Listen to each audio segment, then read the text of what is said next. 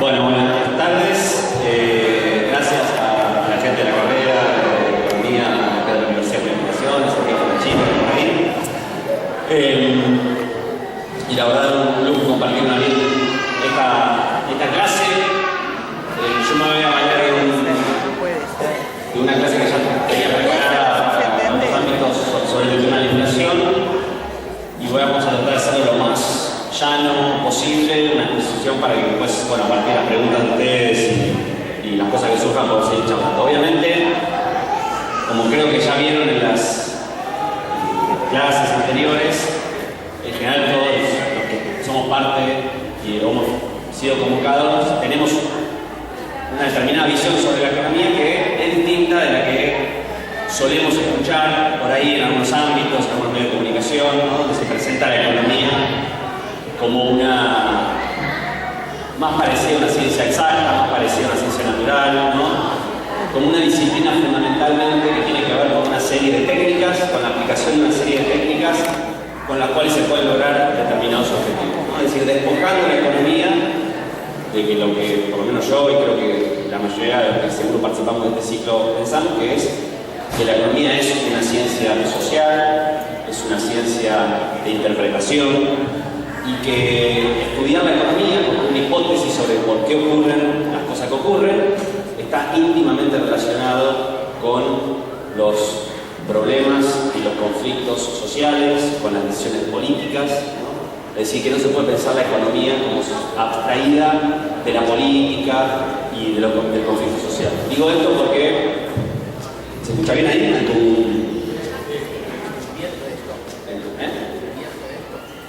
Voy a hacer. Digo esto porque estamos en un momento en donde, si bien no es nuevo en la historia argentina, ha reaparecido cierto discurso que nos quiere hacer confiar los problemas económicos en supuestos expertos, ¿no? Técnicos formados en las mejores universidades, en las universidades del extranjero, que supuestamente saben cómo funcionan los mercados, saben cómo hacer para que las economías funcionen correctamente, y que por lo tanto, en realidad, el problema de la economía es cuando se mete la política, el problema de la economía es cuando se mete factores externos a la economía, y que si confiamos en estos expertos, que hace no mucho tiempo atrás eran académicos, hoy se nos presenta por ahí más como expertos por su experiencia en la gestión privada, ¿no? Como gerentes de grandes empresas y demás, como ellos saben, conocen la economía, saben cómo funciona, van a poder hacer que funcione bien, ¿no? Y que cuando la política se mete y quiere resolver cosas que van en contra de los supuestos axiomas o verdades de la ciencia económica, meten la pata porque no entienden cómo funciona la lógica de los mercados o la lógica de la economía. Bueno, eso es una mirada, obviamente, que en general nosotros tratamos en todas las actividades, en las charlas, en los cursos y en nuestra actividad académica también, de desmontar, porque es una manera de tratar de despojar la economía en el sentido más básico, que es una disciplina fundamental que se relaciona con los problemas que tenemos todos los días. Y que, a diferencia de lo que dicen los expertos, que siempre además hablan en difícil, ¿no? Y que uno cuando los escucha en la tele, sobre todo y demás, dicen un montón de palabras y cosas que están muy lejos de la posibilidad de entendimiento de cualquier persona, en realidad detrás de esa fraseología, detrás de esa terminología tan compleja, lo que hay es un intento de encubrir o de alejar la economía de los problemas cotidianos que nos afectan a todos, ¿no? Había un pensador argentino que a mí me gusta mucho, que se llamaba Raúl Escalabrino Ortiz, quizás algunos lo conocen o lo escucharon, que tenía una frase que decía que cuando vos te explican algo de economía y no entendés, te decía preguntá de nuevo. Y dice, si otra vez no entendiste, volvé a preguntar. Y si la tercera vez tampoco entendiste, es porque te están cagando, ¿sí, no? Porque te están engañando. Bueno, la economía tiene mucho de eso, ¿no? Entonces, vamos a intentar, con nuestras limitaciones, en mi caso,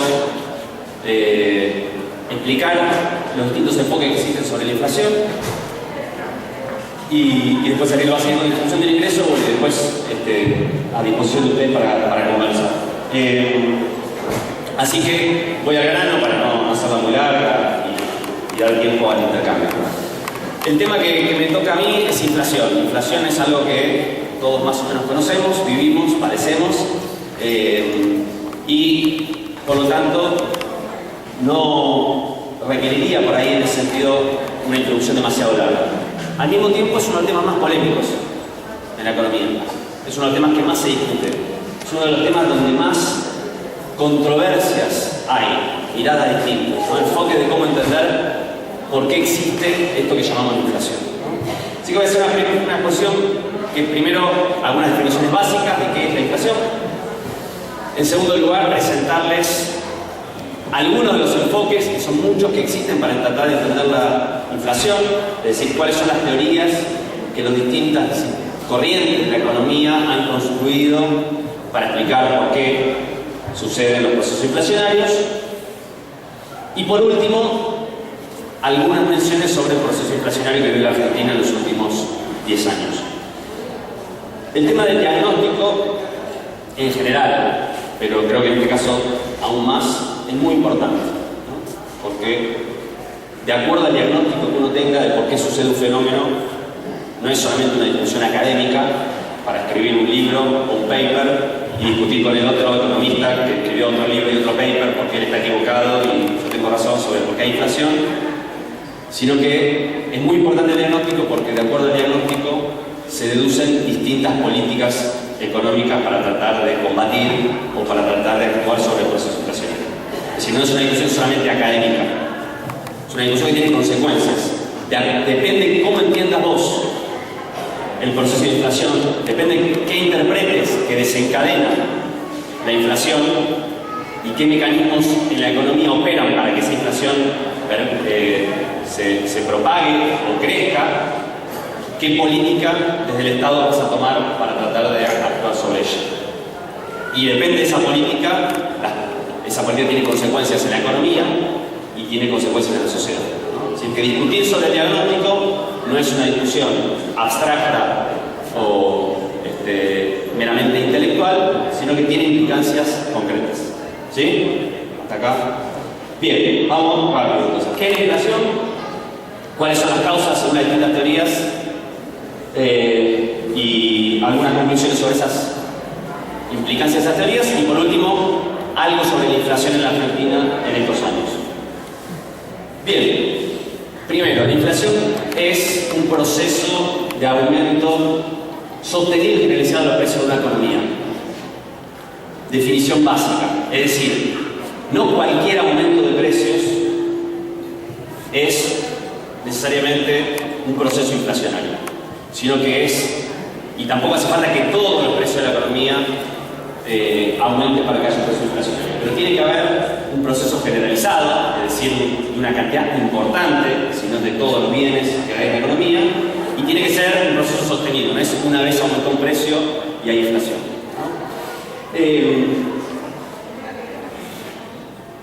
¿Cómo se mide la inflación? Bueno, hay muchas maneras. El más conocido que se utiliza normalmente, que es el que mide el Instituto Nacional de Estadísticas, el INDEC, es el índice de precio del consumidor, sobre el cual se ha discutido mucho en los últimos años, que es una canasta, mide los precios, la evolución de los precios, de lo que se considera que es una canasta más o menos representativa de bienes y servicios que consume un hogar promedio en la Argentina. ¿Sí? Si más o menos un hogar promedio en la Argentina consume tales bienes y vamos midiendo mes a mes los precios de esos bienes. Eso es el índice de precio del consumidor. Nosotros lo usamos como sinónimo de inflación en el discurso coloquial, cuando dicen la inflación de octubre fue del 1,5%, en realidad hacemos referencia a la evolución de este índice, del precio del consumidor.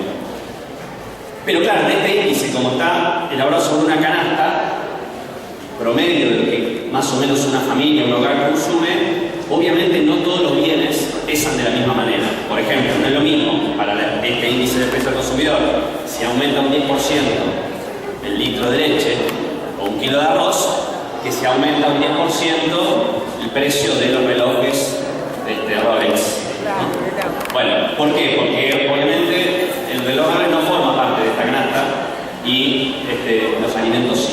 Entonces, cuando vemos el índice de precio al consumidor, que es lo que sale siempre cuando leemos los diarios y dice la inflación fue de tanto, en realidad estamos viendo la evolución de esta canasta. pesar de que hay otros precios que aumentan y como no están en esta canasta, no están contenidos. O precios que aumentan, pero no tienen el mismo peso en esta canasta.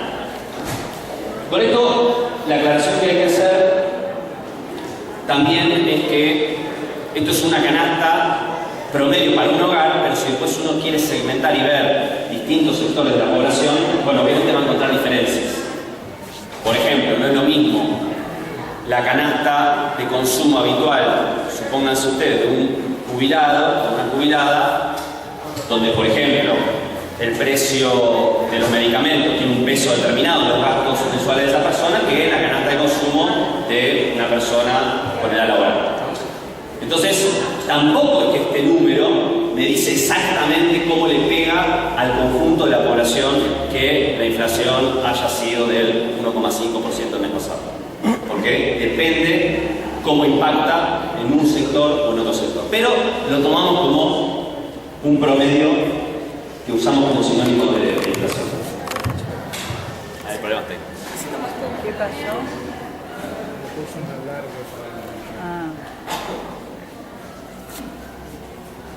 Bien, ahí estamos mejor. Bueno, ¿qué impacto tiene la inflación?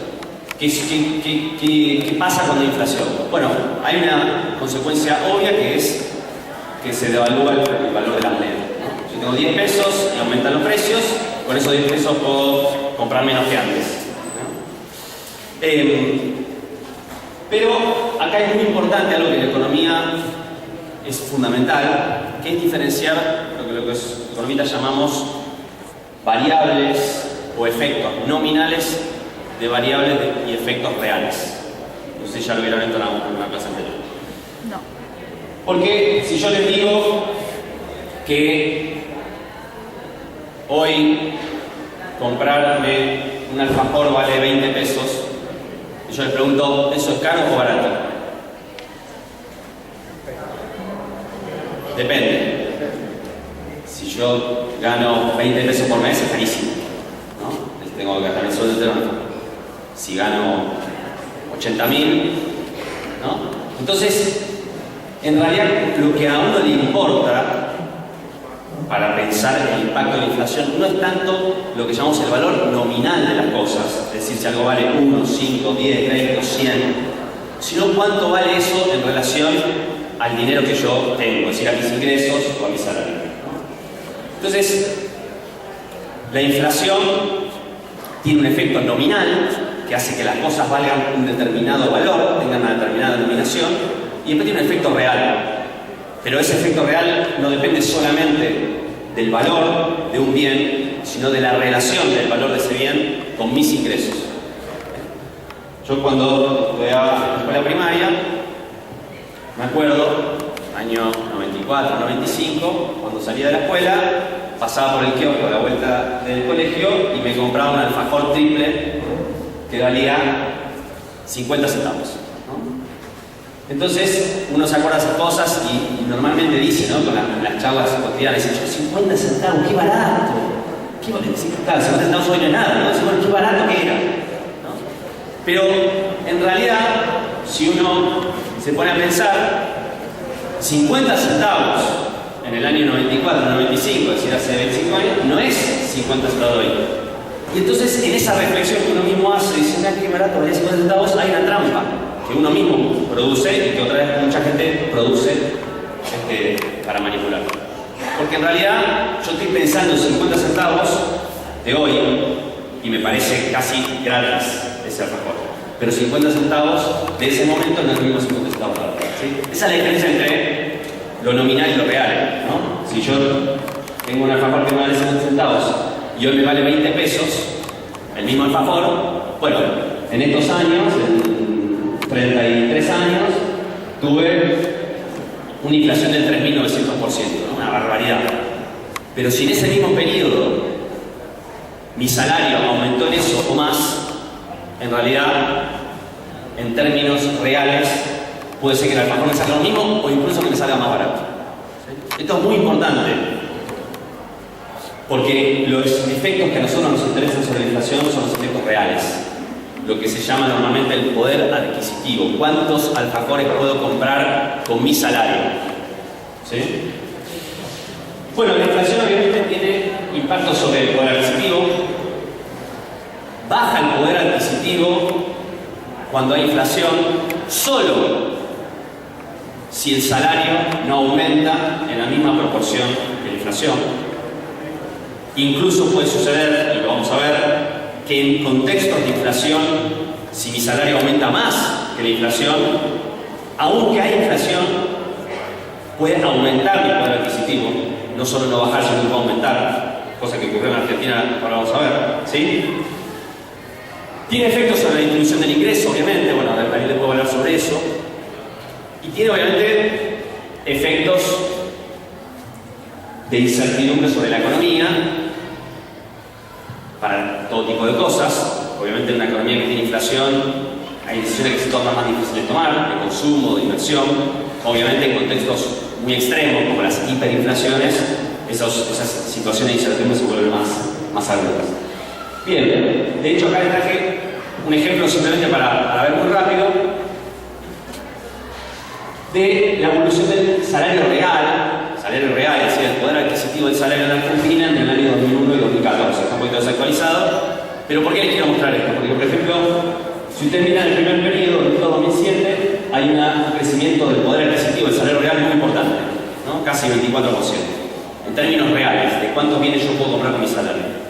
En el segundo periodo, que es un periodo donde se desencadena el proceso de inflación, a partir del 2007, también, sin embargo, como los salarios aumentan más que la inflación, los ingresos aumentan más que la inflación, igual el salario real del poder adquisitivo aumenta.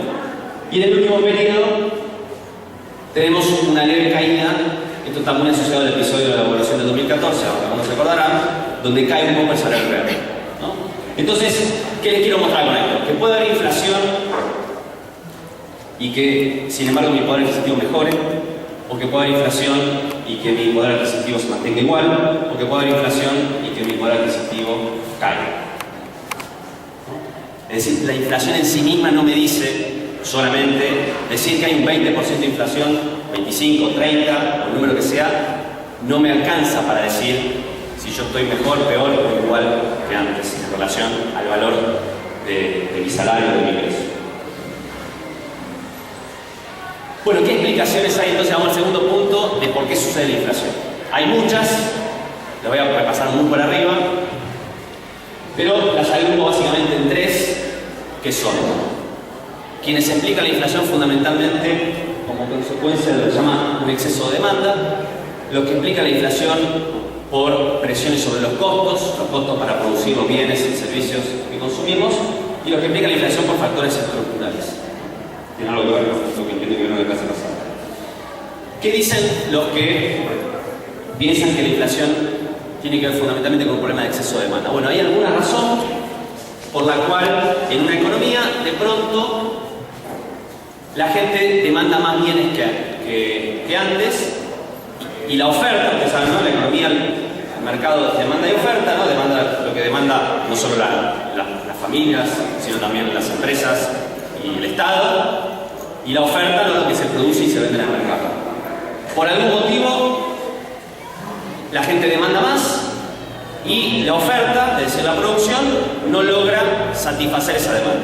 Entonces, lógicamente, como hay más demanda que oferta, aumentan los precios. Esa es una explicación clásica o posible de por qué hay inflación. Hay más demanda que oferta, aumentan los precios. Esta explicación tiene algunos supuestos muy importantes. Un primer supuesto es que la economía está funcionando todo el tiempo al máximo nivel de su capacidad instalada. ¿Por qué es importante este supuesto? Porque si de pronto sucediera en la sociedad que aumenta la demanda por algún motivo y la producción no está utilizando su máxima capacidad instalada, no habría motivo para pensar que frente a un aumento de la demanda podría producirse más y vender más. Supónganse, en la Argentina en un año la gente demanda 1.000.000 de autos y al año siguiente demanda 1.100.000. Bueno, si las empresas automotrices pueden producir 100.000 autos más que el año pasado, producen, satisfacen la demanda y no debería haber presiones sobre los precios. Entonces, para esta teoría es muy importante pensar de que eso no puede pasar, que las empresas no pueden producir más y por lo tanto, como no pueden satisfacer esa demanda, todo ese aumento se va a los precios. Después vamos a ver por qué vamos a esto. Por lo tanto, segundo supuesto muy importante, que si hay un aumento en la demanda, ese aumento se debe a factores externos al funcionamiento del mercado. Es decir, si la oferta y la demanda están equilibrados en un precio, en una economía, no debería haber motivos para que haya desequilibrios entre esa oferta y demanda. Si hay, por ejemplo, un aumento de la demanda, es porque hay alguien desde afuera que está metiendo la mano, típicamente el Estado, gastando de más, ¿no? Y generando artificialmente una demanda. Entonces, típicamente las causas de inflación para esta teoría es que hay un excesivo... bueno, el tercer punto que me olvidé mencionar es que estas teorías advierten de que existe una correlación entre la cantidad de dinero que hay en la economía circulando y el aumento de la cantidad de dinero que hay circulando y el aumento de los precios. Entonces, básicamente para esta teoría, la inflación se debe a que hay un exceso de gasto público, el Estado gasta de más, crece, fomenta artificialmente la demanda, como la oferta no puede corresponder con esa demanda porque está al tope de su capacidad, se van los precios. Y como además, para financiar ese gasto fiscal, para ese gasto público, emite moneda, emisión monetaria para financiar el déficit fiscal, toda esa emisión se va a los precios. Entonces, si alguna vez escucharon una teoría similar a esta, que es una teoría la más en boga en la ciencia económica en el mundo, ¿no? de la teoría económica ortodoxa, neoclásica, neoliberal, por aquí le llamamos. Entonces, básicamente, la clave es esta: los excesos de la demanda vienen de afuera de los mercados, vienen por la intervención del Estado, el Estado gasta de más, financia con emisión monetaria y todo eso se va a los precios. Hay varias cosas que decir sobre esto. La primera es que si uno mira, por ejemplo, puede ver que la inflación en Argentina, muchas disparadas de inflación, no se dieron en momentos de alto crecimiento económico o de políticas de expansión fiscal y gasto público, sino incluso se dieron en momentos al revés, recesivos, ¿no? Lo cual ya sería una primera contradicción con esta teoría que acabo de señalar. Caso típico: la disparada inflacionaria del año 2002, con la devaluación con la cual se salió del 1 a 1, que implicó una caída del salario real del orden del 30%, generó un pico inflacionario, ¿no? de altísimo nivel, ¿no? 40% más o menos de inflación hubo ese año. Y obviamente nadie puede decir que hubo 40% de inflación por mucha demanda cuando la gente perdió el 30% de su salario, ¿no? Ejemplo.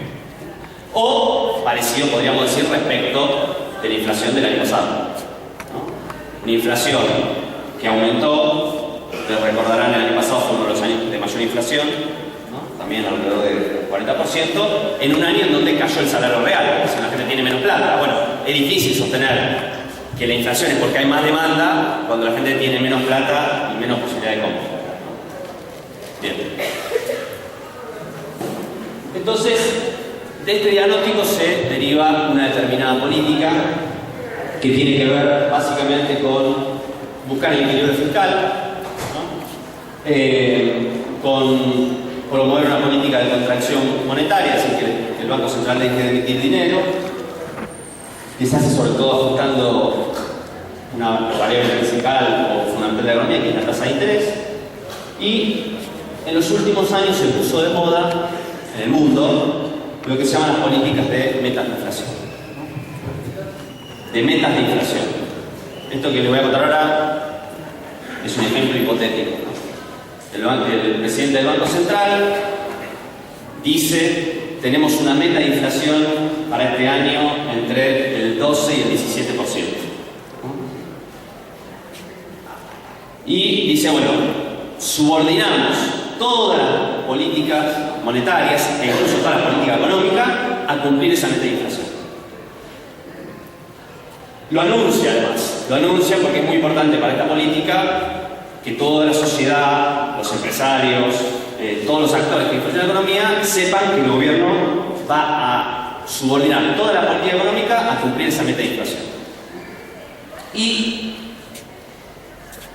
si efectivamente después sucede que en la realidad esa meta no se cumple, entonces lo que hace el Banco Central es ir ajustando la política monetaria para tratar de que se cumpla. Por ejemplo, si tenían una meta de inflación entre el 12 y el 17% y empiezan a ver que la inflación está en 20, 22, 23, ven que no van a llegar a la meta de inflación que se habían puesto, entonces ¿qué hacen?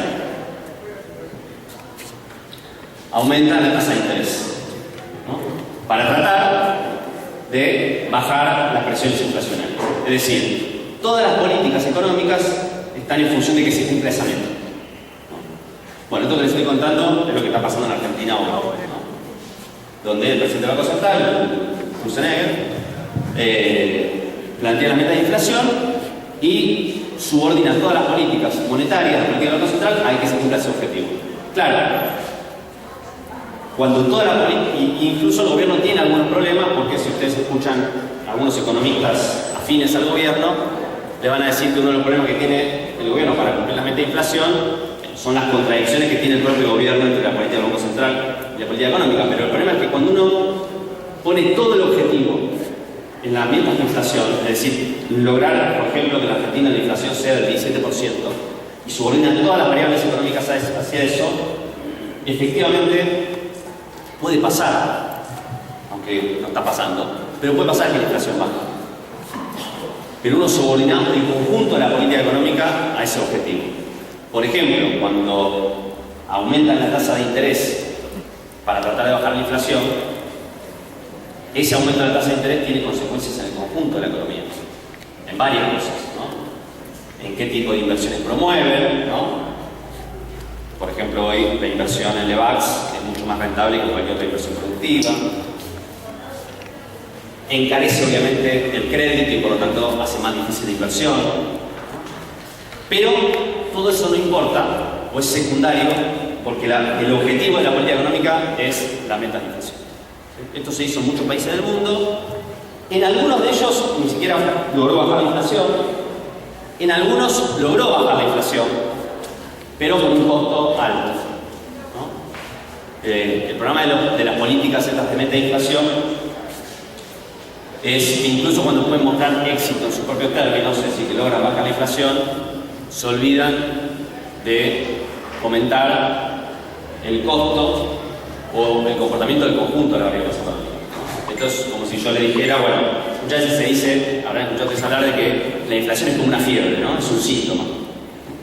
Es un síntoma que te está mostrando de que hay problemas en la economía, ¿no? Como que tenés que investigar a ver cuáles son esos problemas. Bueno, hay una manera muy sencilla de resolver y de bajarle la fiebre a una persona, ¿no? Si le cortás la cabeza, la fiebre va a bajar, ¿no? Entonces, vos le cortás la cabeza y vas a poder decir, fuimos exitosos, bajamos la inflación. Sí, está bien, bajaste la inflación porque mataste al paciente, ¿no? Bueno, en general las políticas de meta de inflación, cuando son exitosas en bajar la inflación, lo hacen a través de grandes recesiones económicas, hundiendo la economía, ¿no? en profundas recesiones. Y lo que no dicen es que en realidad cuando la inflación baja, más que por el éxito de la política antiinflacionaria, es justamente por la recesión y el hundimiento de la economía, ¿no? Bien.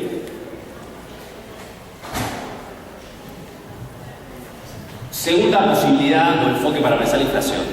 No desde la demanda, sino ahora desde la oferta. Es decir, de las presiones que tiene sobre los costos la producción de bienes y servicios. ¿Me va siguiendo más o menos? Sí, sí. Bien. Hay muchas cosas para decir, pero yo elegí dos fundamentalmente. Una es los insumos, ¿no? Típicamente los insumos, lo que llaman los insumos clave, que son los insumos que son muy utilizados en una economía para producir. Es decir, un insumo que no impacta solamente sobre un bien, sino sobre el conjunto de la producción de bienes, ¿no? Por ejemplo, típicamente el petróleo también, aunque no es un insumo, tiene un impacto parecido a esto, por ejemplo, las políticas de tarifas, ¿no? Si yo aumento las tarifas, no estoy impactando solamente la producción de determinados bienes, sino que estoy impactando los costos del conjunto de la producción o una buena cantidad de bienes. Y el otro es el que tiene con los salarios. Algo de esto, no sé si vieron cuando vieron el estructuralismo, típicamente cuando hay situaciones de cuello de botella en la producción de algún insumo, por ejemplo petróleo, no da abasto la producción para satisfacer la demanda de la economía y entonces empiezan a aparecer tensiones inflacionarias. Esto fue muy analizado, por ejemplo, por las teorías estructuralistas, ¿no? Algo de lo que vieron en otras clases. En Argentina, por ejemplo, hubo debates históricos muy interesantes sobre el problema de la producción de petróleo en Argentina en la década del 50 y 60, es decir, es un enfoque que tiene una parte estructural y trata de explicar la inflación desde el punto de vista de los costos de producción. El otro típico también tiene que ver con la evolución del salario. Como ustedes saben, el salario, entre otras cosas, es también un costo, ¿no? De la producción. ¿Qué pasa? Supónganse ustedes que nos aumentan el salario a todos un 20%, ganamos un 20% más. Y nosotros seguimos trabajando la misma cantidad de horas y en esa misma cantidad de horas producimos más o menos lo mismo, ¿no? Lo que se llama en economía la productividad, ¿no? ¿Cuán productivo es el trabajo? ¿Cuánto producís en una jornada laboral? ¿No? ¿Cuánto valor? Si te aumentan el salario pero tu productividad es la misma, obviamente eso implica un mayor costo para la empresa. Entonces, efectivamente, hay una mirada de la inflación desde los costos y desde la oferta que enfatiza fundamentalmente en que el problema de la inflación tiene que ver con los aumentos de los salarios por encima de la productividad, ¿no? Ustedes habrán escuchado hablar muchas veces cuando se dice de que hay que atar los salarios a la productividad, ¿no? ¿Por qué? Porque si no atás los salarios a la productividad y el salario aumenta más que la productividad, el empresario va a trasladar ese aumento salarial a los precios, ¿no? ¿Por qué sucedería esto de que los salarios crecen por encima de la productividad? Bueno, porque hay demasiadas regulaciones en el mercado laboral, ¿no? que protegen los derechos de los trabajadores, entonces le dan demasiado beneficio, porque hay sindicatos muy fuertes que pueden pelear y conseguir aumentos de salario por encima de la productividad, porque hay una tasa de desempleo demasiado baja o artificialmente baja. Supónganse ustedes que el Estado, para tratar de bajar el desempleo, ¿no? Trata de generar puestos de trabajo. Bueno, como hay menos puestos de trabajo, hay menos desempleo, bueno, en la negociación entre los trabajadores y los empresarios hay un elemento fundamental para los empresarios que es para negociar las condiciones de lo que sería un salario, digamos, de equilibrio en el mercado laboral según estas teorías, que es poder decirte, ¿no? Como les habrá pasado mucho a ustedes, bueno, este es el salario que te ofrezco, si no te gusta, hay una larga lista, ¿no? de gente. Bueno. Entonces, si el Estado genera puestos de trabajo artificialmente, la tasa de desempleo es muy baja, la gente no está dispuesta a cobrar un salario más bajo y por lo tanto eso también genera presiones inflacionarias, ¿no? En esto es muy loco porque la teoría económica dominante en el mundo establece que cada país tiene una tasa, lo que llaman la tasa natural de desempleo, que es qué porcentaje de desempleo tiene que tener una economía para que no haya inflación. Y que depende de un montón de factores que nunca saben cuáles son, pero que además cada país tiene una propia, ¿no? Entonces digo, bueno, ¿cuál es la tasa natural de desempleo de la Argentina? Bueno, supónganse 9%. Bueno, y si hacemos política para que baje al 6%, bueno, vas a tener inflación. Entonces hay una tasa natural de desempleo que no genera inflación y si está muy por debajo, presiona sobre los costos. Bien. Otros factores que desencadenan la inflación. Voy más rápido porque se me hace muy largo y quiero cerrar en 40 trabajos. Sobre todo en economías como la Argentina, ¿no? Economías periféricas. La inflación cambiaria, la inflación importada y la inflación estructural. La inflación cambiaria ¿Qué significa esto? Ustedes saben que en las economías como la Argentina, cuando hay un problema recurrente estructural con las divisas, con los dólares, ¿no? Cuando la economía se está quedando sin dólares, en general una de las consecuencias que tiene son los cambios o las devaluaciones en el tipo de cambio, ¿no? Típicamente, el caso del 2002, con resultados actualizados y seguimos como para el 2014, 2016. ¿Qué produce una devaluación del tipo de cambio? Bueno, supónganse que un dólar vale 10 pesos y pasa a valer 12, ¿no? Hay una devaluación del 20%. Bueno, tiene dos impactos. Por un lado, muchas cosas que se producen en el país tienen un componente importado, ¿no? Si ese componente importado, como decía antes, me salía 100 dólares que eran 1000 pesos, ahora me sigue saliendo 100 dólares, pero esos 1000 pesos ahora son 1200 pesos, bueno, significa que se me encarece los insumos para producir, ¿no? Claro, acá hay que decir lo siguiente: si la devaluación fue del 20%, no significa que a mí se me encareció toda la producción en un 20%, ¿no? Entonces, en realidad los precios deberían aumentar en el porcentaje del componente importado de la producción, cosa que no es lo que sucede generalmente. Generalmente cuando hay una devaluación del 20%, todos remarcan 20%. Bueno, pasó hace poco y hubo confusiones. Pero también desde el lado de quienes exportan. ¿Por qué? Porque imagínense que yo soy un exportador. Imagínense que soy un exportador de alimentos. Entonces, si yo vendo por 100 dólares, que vale 10 pesos cada uno, exporto un equivalente a 1000 pesos. Si hubo una devaluación, esos mismos 100 dólares ahora valen 1200 pesos. Y si yo puedo colocar mi producción en el mundo a 1200 pesos, ¿por qué la voy a vender en la Argentina a 1000? Entonces, cuando hay una devaluación del tipo de cambio, los bienes que son exportables también se encarecen en nuestro país.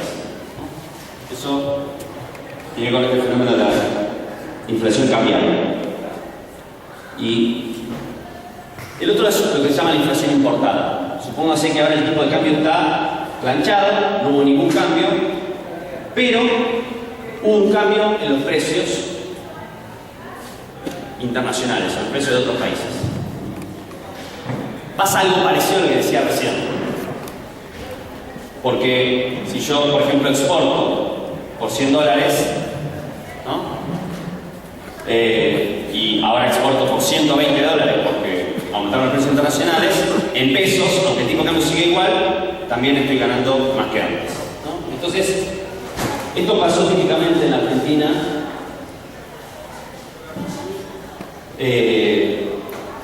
entre el año, sobre todo, ustedes recordarán cuando fue el conflicto, ¿no?, de la 125, año 2007-2008, que hubo un aumento muy importante de los precios internacionales, ¿no? Y había una preocupación para que no se traslade esos precios a la Argentina, porque yo soy un exportador de granos y el precio de los granos aumentó una barbaridad, voy también a aumentar lo que vendo dentro del mercado local, sobre todo si no hay ninguna restricción en el comercio exterior y puedo exportar libremente todo lo que quiero, y ni hablar si no me cobran retenciones.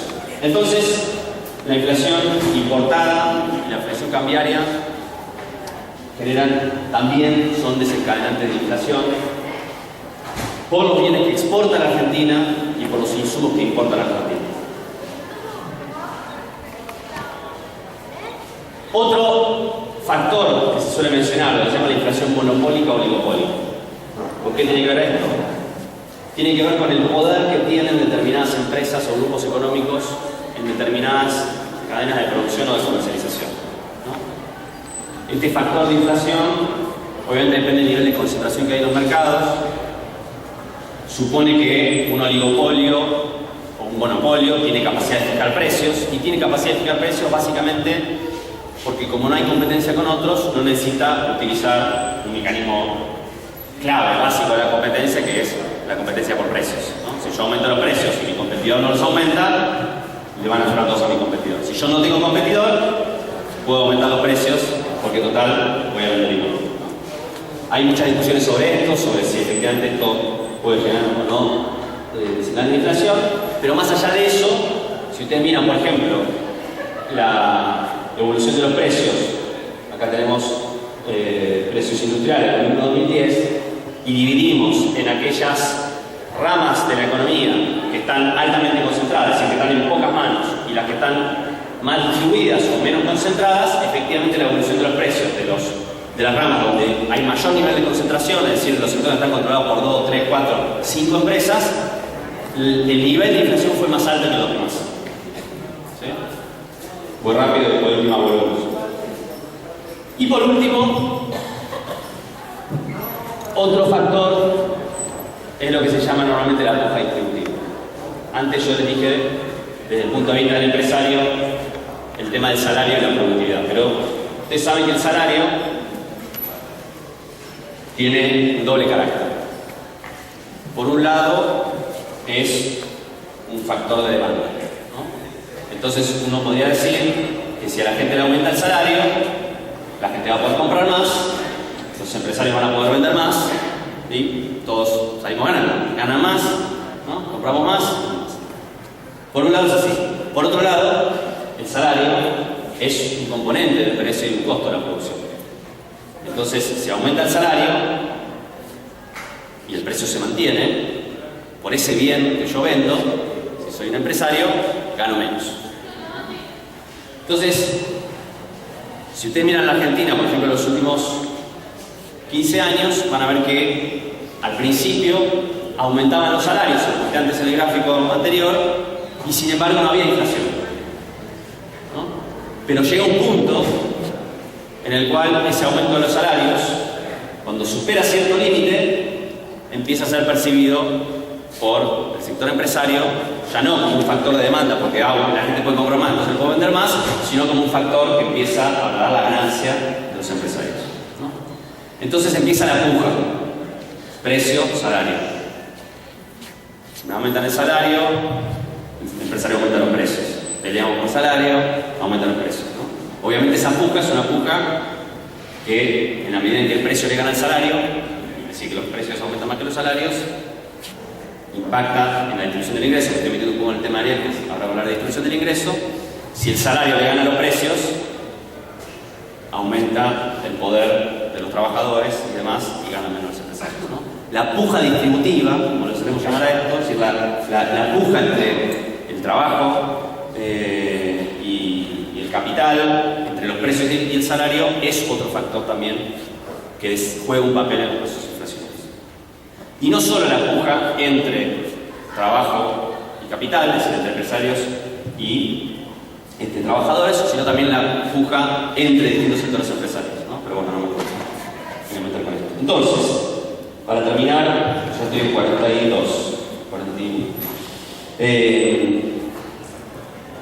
Yo quería transmitirles, esto obviamente es un tema que da para meterse en cada cosa y ver, ¿no? Pero hay muchos factores que pueden explicar un proceso de inflación y hay muchas miradas posibles. La inflación es un proceso multicausal. Pero como les decía al principio, depende de cómo uno la mire, cuál es la solución. Depende cuál es el diagnóstico, cuál es el remedio, ¿no? Si uno piensa que la inflación es un problema de demanda, por exceso de gasto público y emisión monetaria, la política, por lo tanto, es equilibrio fiscal, meta de inflación, ¿no? Aumentar la tasa de interés de los bancos centrales. Si uno piensa que la inflación tiene que ver con problemas de presiones sobre los costos, entonces hay que promover determinadas inversiones o hay que atar los salarios a la productividad, ¿no? Para que no aumenten más de lo que producen las empresas. Si uno piensa que la inflación es estructural, si piensa que tiene que ver con, por ejemplo, el tipo de cambio, las devaluaciones, bueno, tiene que evitar que se produzcan devaluaciones bruscas que desencadenen procesos inflacionarios. Si uno piensa que la inflación tiene que ver con la inflación importada, es decir, con los movimientos de los precios internacionales, bueno, tiene que tratar de ver cómo hace para desacoplar los precios locales de los internacionales. Típicamente, el mecanismo para esto son las retenciones, ¿no? Si uno piensa que la inflación tiene que ver con la concentración de los mercados, digo, bueno, tiene que tratar de promover políticas para desconcentrar los mercados, o tiene que tratar de controlar precios de esas cadenas de producción o de comercialización. Si uno piensa que la inflación es por puja distributiva, entonces tiene que buscar la manera o de controlar precios y controlar la ganancia empresarial o controlar los salarios, depende de quién quiera beneficiar, ¿sí? En esa puja distributiva. Entonces, si miramos la inflación de la Argentina, efectivamente podemos encontrar distintos factores que pueden explicar qué desencadena y que hacen que perdure la inflación, ¿no? Podemos identificar la mega devaluación del año 2002, que claramente está asociada al proceso de devaluación.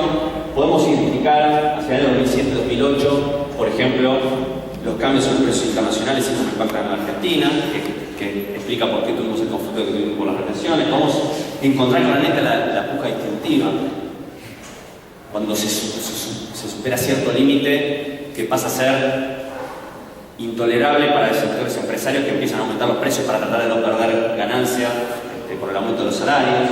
Podemos identificar episodios regulatorios que hacen que aumente la inflación. Sí, podemos ver el fenómeno con una complejidad entendiendo múltiples causas que desencadenan la inflación y que después hacen que continúe, ¿no? Porque la inflación también tiene componentes inerciales, componentes, ¿no? que hay algo que la desencadena, pero después hay algo que la perpetúa y muchas veces está fuera de control. Entonces, para cerrar, la inflación no es un hecho unicausal, ¿no? La inflación no se puede limitar a un solo fenómeno y la inflación no es siempre igual, ¿no? La inflación hay que pensarla en función de un contexto económico, y en función de un determinado modelo económico y en función de determinadas políticas económicas. No es lo mismo una inflación producto de una devaluación, una inflación producto de un problema de precios internacionales, una inflación producto de una puja distributiva, ¿no? El porcentaje puede ser el mismo, puede ser 20, puede ser 25, puede ser 30. Pero tiene impactos distintos sobre el conjunto de la economía y por lo tanto tiene que ser atendido con políticas diferentes, ¿no? Hoy la política que vivimos en Argentina, como les señalaba antes, es la política de metas de inflación, y que si ustedes se ponen a mirar la inflación de 2017, este año, obviamente se comporta distinto en distintas ramas o sectores de la economía, ¿no? Y hay una cosa que se llama la inflación núcleo, que son las rayitas naranjas, que es la inflación que no depende de precios regulados, que es el corazón de la inflación, y que es la inflación que en este momento está impulsando, como sucedió en las últimas semanas y meses, a que el gobierno haya reforzado su política antiinflacionaria de meta de inflación, haya elevado nuevamente las tasas de interés para evitar que nuevamente la inflación salga de los cursos y la meta salga a propuesta. Y con el costo y con las consecuencias que mencionamos antes. Entonces hoy estamos frente a un gobierno o frente a una política económica cuya política antiinflacionaria en realidad es una política que afecta al conjunto de las variables económicas, y que incluso muchas noticias que para nosotros serían malas, como que aumente el desempleo o que bajen los salarios, con este enfoque pueden ser buenas noticias si colaboran con el proceso del descenso de la inflación, ¿no? Por eso la economía no es una ciencia exacta y por eso no es una técnica, y por lo que para un economista puede ser una buena noticia, puede ser mala, ¿no? Por eso, para una perspectiva económica, que aumente la desocupación puede ser algo bueno, porque si aumenta la desocupación, por lo tanto hay condiciones para bajar el salario, y para otro economista que tiene otro enfoque puede ser algo malo, porque obviamente además de perjudicar a las personas que quedan desempleadas, afecta la posibilidad de crecimiento de la economía.